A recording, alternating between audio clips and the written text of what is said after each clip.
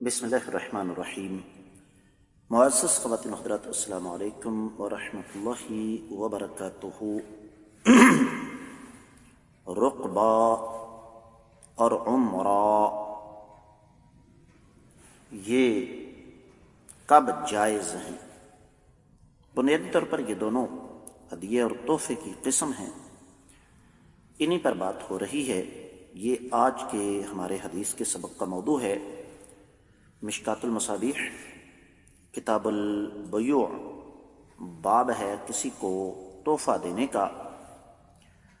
3032ویں حدیث کتاب میں اور 14ویں ہے باب میں۔ الفاظ سماعت فرمائیے گا۔ وعنہ عن النبی صلی اللہ علیہ وسلم قال العمرہ جائزۃ لأہلها والرقبہ جائزۃ لأہلها، رواہ احمد والترمذی وابو داود۔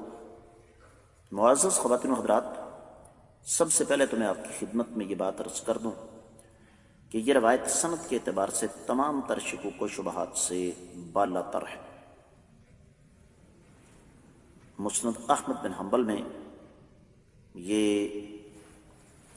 تیسری جلد کے 302، 303 اور 312ویں صفحے پر موجود ہے۔ پھر اسی طریقے سے سنن ابی داؤد میں 3558ویں حدیث ہے،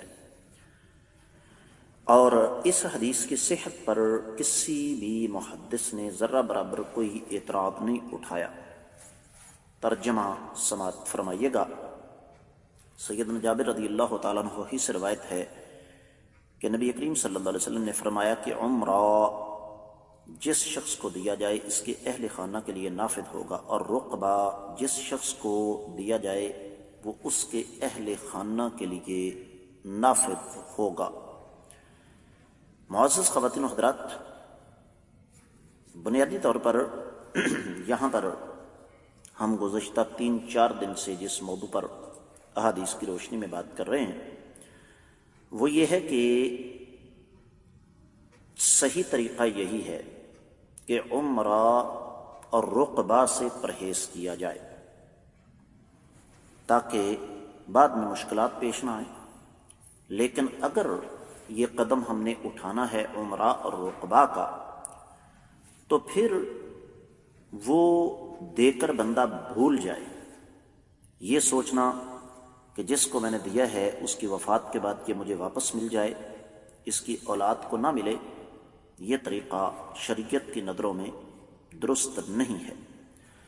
تو میں امید کرتا ہوں کہ یہ حدیث آپ کو اچھی طرح سمجھ آ گئی ہوگی، اور اس پر انشاءاللہ آپ عمل بھی کریں گے۔ اس کے ساتھ ہی حدیث مبارکہ کا سبق بھی اختتام پذیر ہوتا ہے۔ حسب معمول آپ لوگوں سے خصوصی طور پر گزارش کروں گا کہ جہاں تک ہو سکے ان اسباق کو صدقہ جاریہ سمجھ کر زیادہ سے زیادہ آگے نشر فرمائیے۔ یوٹیوب چینل کو اگر ابھی تک آپ نے سبسکرائب نہیں کیا تو ضرور کیجیے تاکہ آنے والے تازہ ترین اسباق بروقت آپ کو مل سکیں۔ آپ کی طرف سے یہ صدقہ جاریہ کے اندر تعاون انشاءاللہ آخرت کا توشہ ہے، اس پر خصوصی توجہ کیجیے گا۔